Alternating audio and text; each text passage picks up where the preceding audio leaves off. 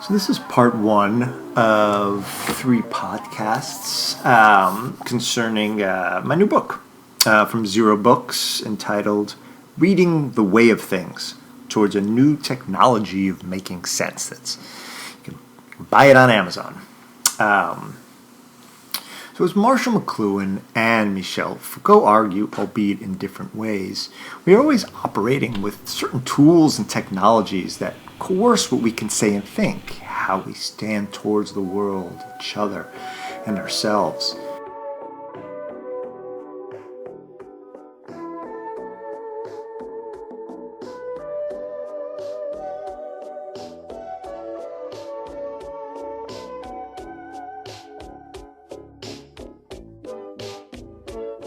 Just look at what the computer, then the internet, then mobile computing did to how we work and interact with each other.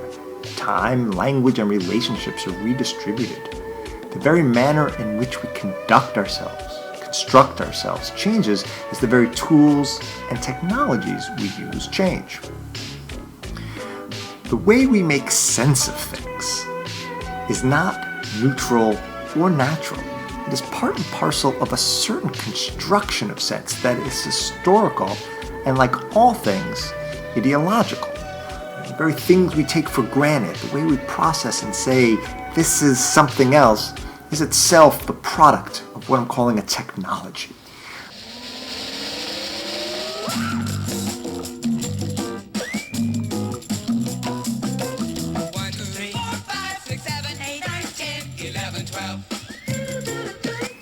McLuhan argues that the alphabet is one such technology that privileges sight over sound and linearity over what he calls all-at-onceness.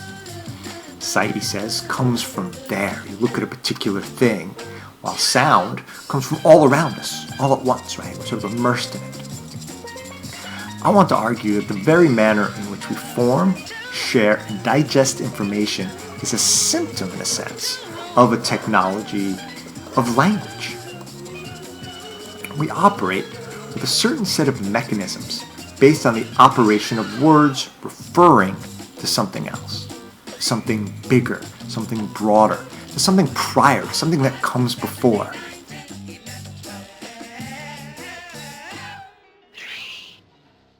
The only way a symbol can work is if the symbol is referring to something that pre-exists, that comes before the actual symbol. To make sense of a thing in this technology of referential language, is to turn away from the thing in front of us, the painting, book, film, or for that matter, another person or ourselves. The thing in front of us is just a passing glimmer, right? And the real meaning exists somewhere else and exists prior to that particular thing. For instance, you look at a painting. It's one of the so-called great paintings. How do you make sense of it? How do you enjoy it? And how do you think you're supposed to make sense of it? What do you think you need to know before you're allowed to enjoy, understand, and comment upon this so-called masterpiece? Is there some kind of knowledge you need to have before you're allowed to make your way through it? I heard what you're saying. You know nothing of my work. You mean my whole fallacy is wrong. The very way we read things, books, films, art, even other people in our meals, and the ways we're taught to read things, tells us a lot about how we construct the availability of knowledge. What do we even count as knowledge, as making sense of something, and who is granted access to this sense-making, and under what conditions? The way we read things and the way we're taught to read things tells us as well about how we construct access to delight, to pleasure, to the full array of affects and sensations that come from books, film, and art. Anyway, we're in the museum and we're standing in front of, let's say, a Picasso painting, which is, maybe a tad odd, and we want to understand it. What is our first instinct? To turn away from the painting. We lean down and read the writing on the wall. No doubt written by an expert well-learned, not just in the history of art, but in the history of this painting and its elaborate pedigree. Things we, as lay people, know nothing or little of.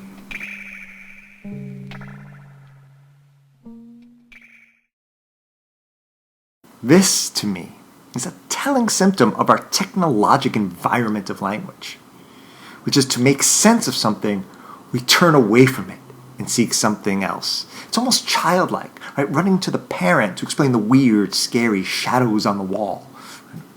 You see that art? I don't know what to make of it. I look to someone else, someone who's grounded, someone who knows. I look away to know.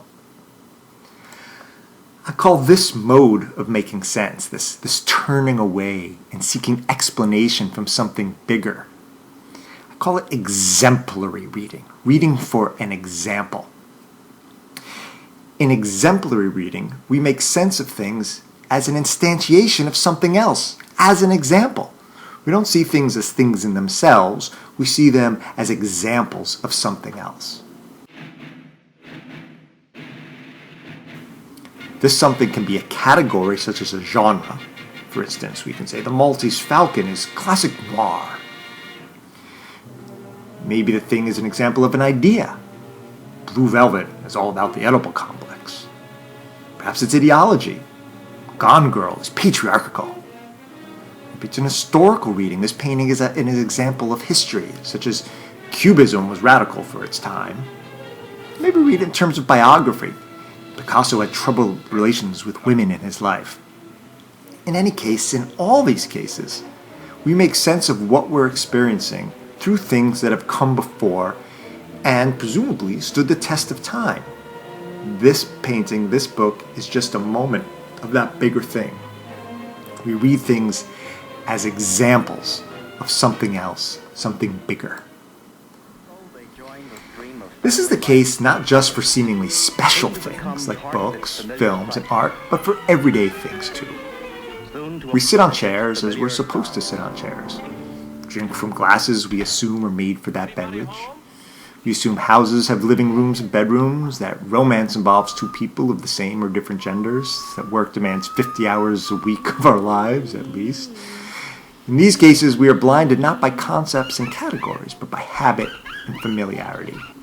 And the particular things, the particular choices we're making have all been determined by something bigger and broader, societal demands. This way we have of making sense of things is not neutral or natural. It is part and parcel of a certain construction of sense. And these ways we make sense are constructed in such a way that we don't think about them at all. It's just what we do.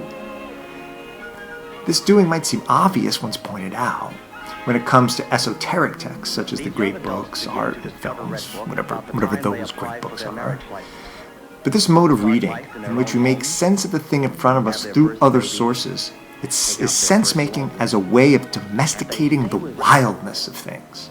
Right? All those private, odd sensations we have from looking at that Picasso, or watching Cassavetes' great film Faces, or reading James Joyce's Ulysses, we shoo them away so that we can understand them as something else, as neorealism, as modernism, as cubism. Right?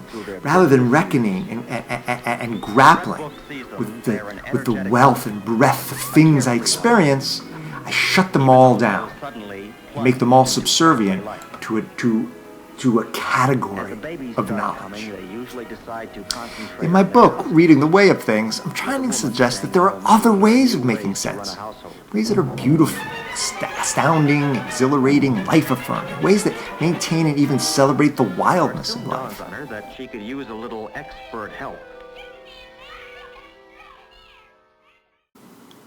Rather than turning away from things and seeking concepts, and rather than wallowing in our habit and selves and our quest for sameness, we can confront things on their terms and engage with their difference. This is a different way of making sense, what I call immanent reading.